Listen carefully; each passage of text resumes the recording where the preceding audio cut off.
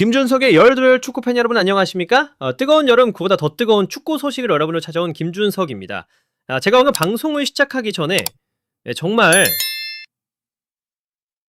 정말 믿기 힘든 기사를 하나 접했습니다. 바로 우리 이웃 중국의 이야기인데요.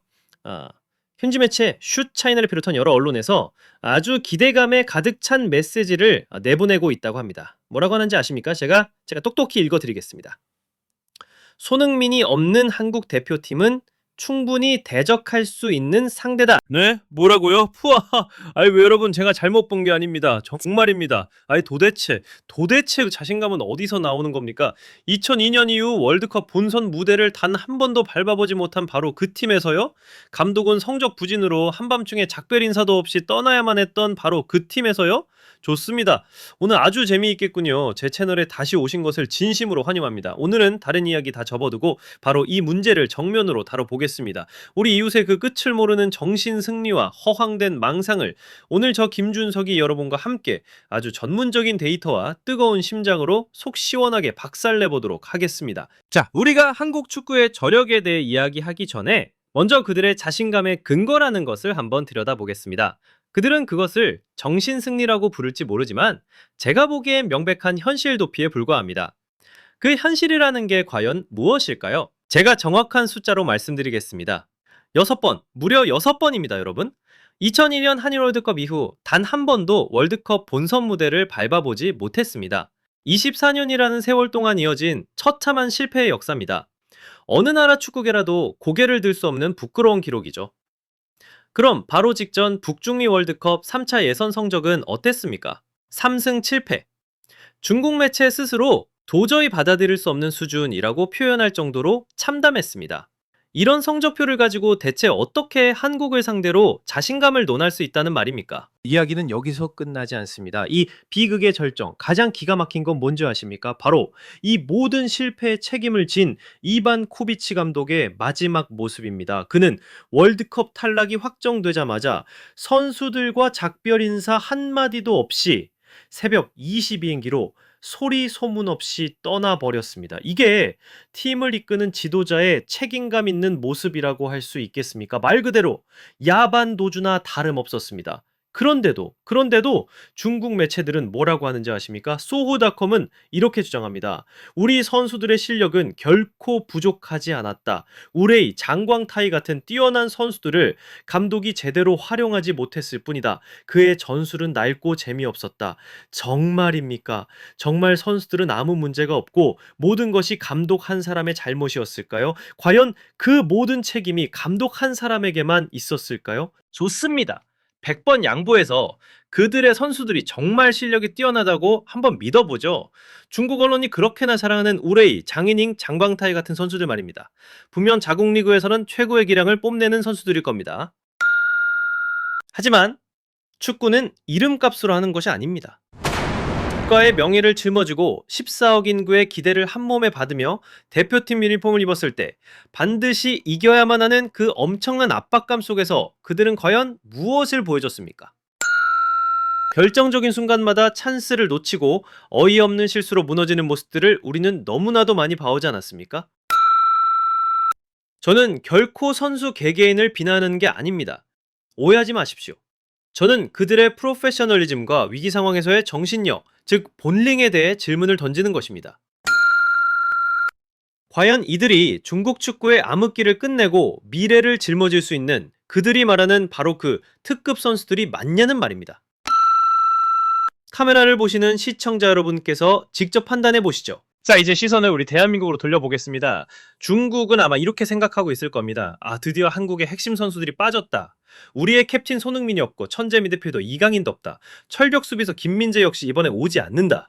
이제야말로 호랑이의 이빨과 발톱이 모두 빠졌다. 그들은 우리의 대표팀 명단을 보고 안도의 한숨을 내쉬었을 겁니다. 이제는 해볼만 하다고, 심지어 이길 수도 있다고, 그런 달콤한 꿈에 빠져 있을지도 모릅니다.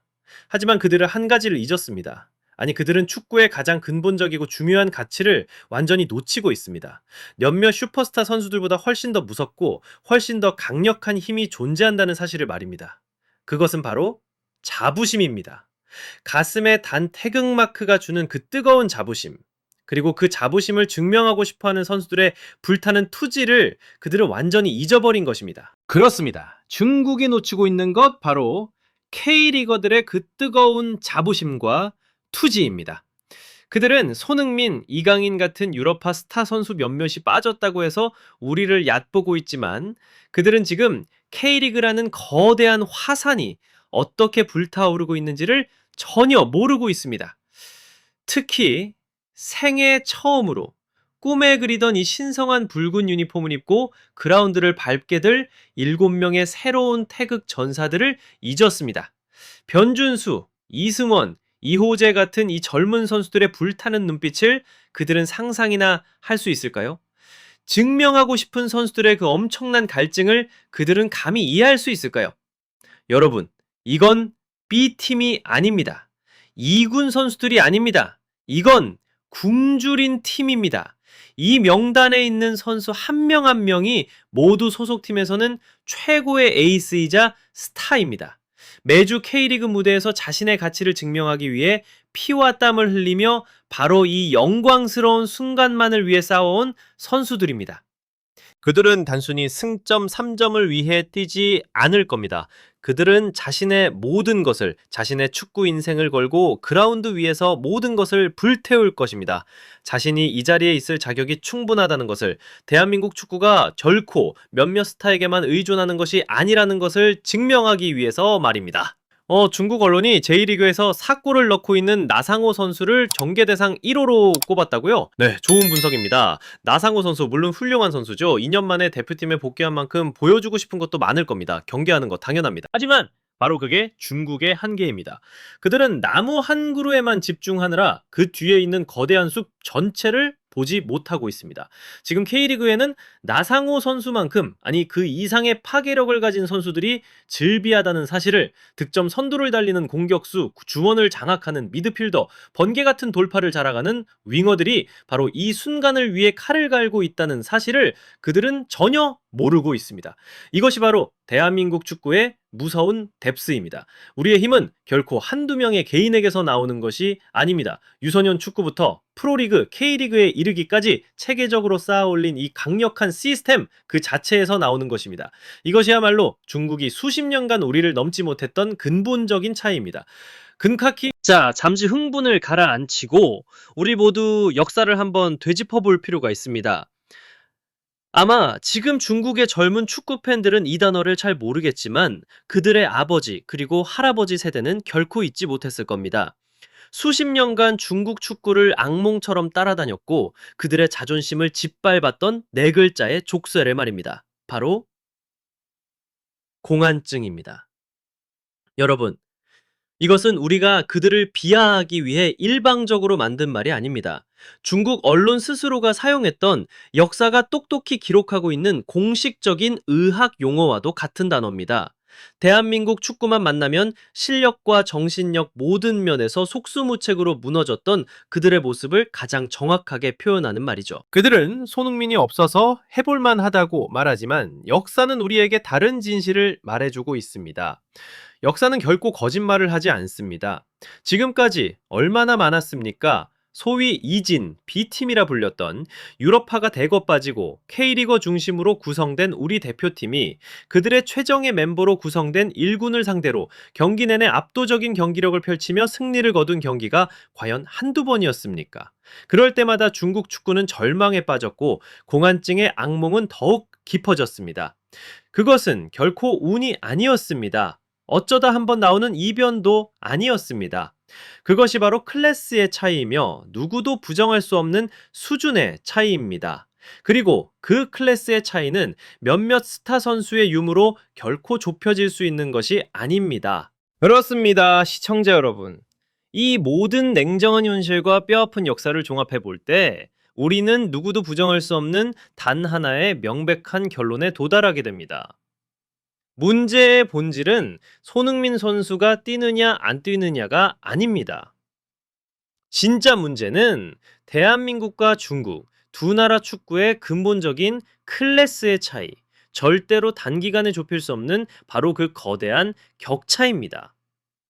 이것은 단순히 개인 기량의 차이가 아닙니다. 체계적인 유소년 육성 시스템의 차이이며 K리그와 중국 슈퍼리그, 두 프로리그의 경쟁력과 전문성의 차이입니다. 그리고 가장 중요하게는 그라운드 위에서 뛰는 선수들의 생각의 차이와 결정적인 순간에 무너지지 않는 정신력의 차이입니다.